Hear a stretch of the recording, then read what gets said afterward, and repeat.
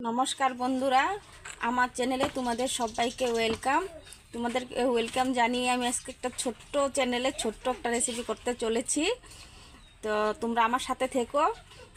তো আজকে হচ্ছে গিয়ে সপ্তাহ লাস্ট, তো আমি কি বানাবো ভেবে পাচ্ছিলাম না, তাই অনেক কিছু চিন্তা ভাবনা করে ভাবলাম এরকম একটা রেসিপি করে যাতে সবারও ইজি হয়, তাই করছি আজকে আমি। তো কোনো বাটাবাটির ঝামেলা না করে কিন্তু আমি আজকে ঝাল চাটনি বানিয়ে নিচ্ছি শুকনো মাছ দিয়ে আর হচ্ছে টমেটো দিয়ে। তো বাটাবাটি না করে আমি কি করে এই মজাদার চাটনিটা বানাই তোমরা দেখতে থাকো, তাহলে সাথে থেকো। তো দেখো, আমি প্রথমে দেখিয়ে দিচ্ছি তোমাদেরকে। এখানে কিছুটা টমেটো আমি কেটে নিয়েছি। তো টমেটোটা এই অল্প পাতলা পাতলা করে কেটেছি কিন্তু। আর কয়েকটা লঙ্কা ফেলে নিচ্ছি, কাঁচা লঙ্কা।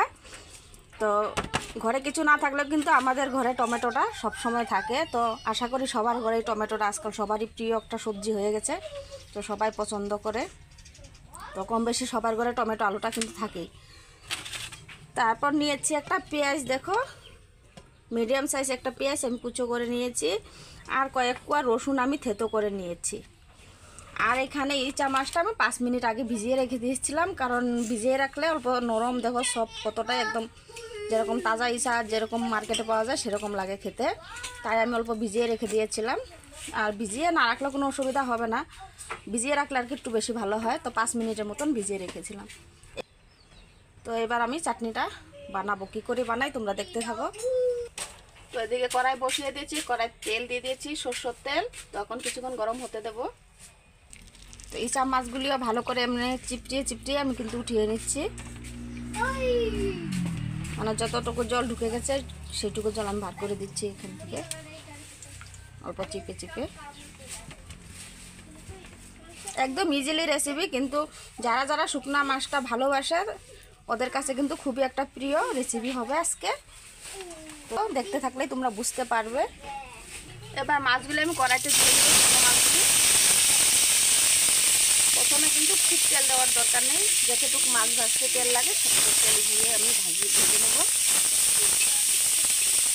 সামান্য পরিমাণে নুন দিয়ে দিচ্ছি।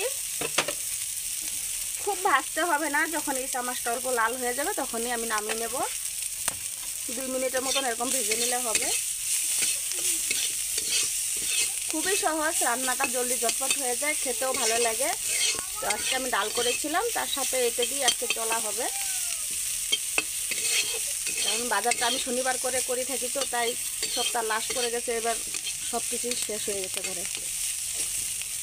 এবার নামিয়ে নেব বন্ধুরা, হয়ে গেছে। একটু সামান্য একটু হলুদও দিয়েছিলাম আমি, তোমাদেরকে বলতে ভুল হয়ে গেছিলো। এবার আবার অল্প তেল দিয়ে দেবো।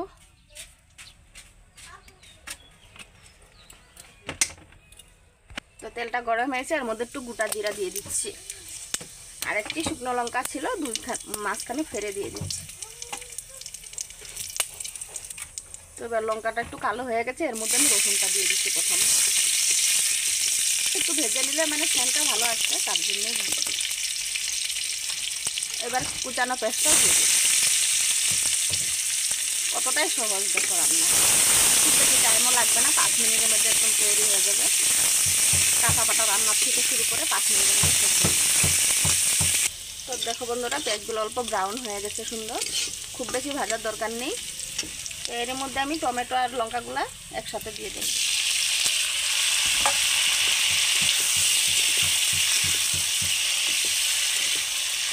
অল্প নেড়ে দিচ্ছি। পরিমাণ মতো নুন দিয়ে দিলাম।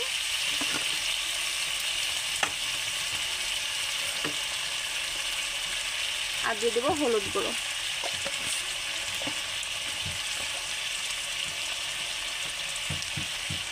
আর দিয়ে দিলাম জিরা পাউডার 1 চামচের মতো।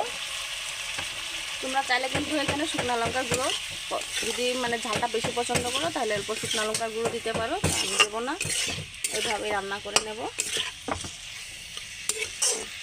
জিনিসগুলো ভালো করে সেটা মিলিয়ে নিয়েছি। এবার অল্প ঢেকে দেবো 2 মিনিটের মতো।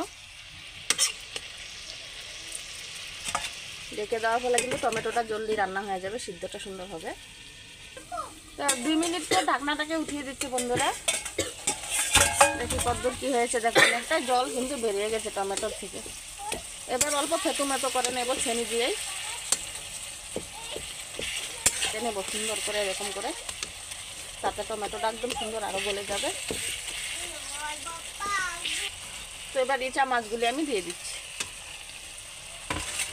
আমার রেসিপি প্রায় শেষের দিকে, তো বেশিক্ষণ টাইমও লাগে নাই দেখো।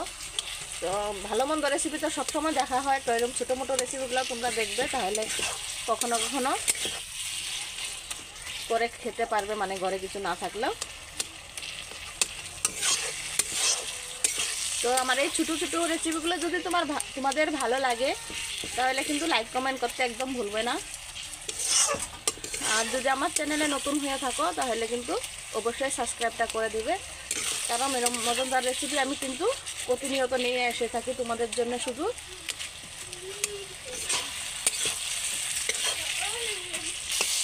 তো বন্ধুরা দেখো, দেখতে দেখতে কিন্তু আমার চাটনি হয়ে গেল। দেখো জল নেই, কিন্তু অল্প জল নেই,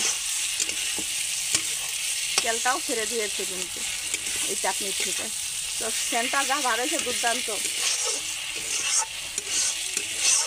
তো তোমরা ট্রাই করে দেখো বাসায় এরকম, কখনো কখনো সবজি টানা টান হয়ে যায়, তখন কিন্তু এইভাবে চাটনি করলে কিন্তু ভীষণই ভালো লাগে। একবার হলো প্লিজ ট্রাই করে দেখো। তো এবার আমি নামিয়ে নেব, যেহেতু টমেটো হালকা ভিজা ভিজা ভাব থাকবে, কিন্তু খেতেও সাধারণ হবে। এই পর্যায়ে আমি নামিয়ে দেব।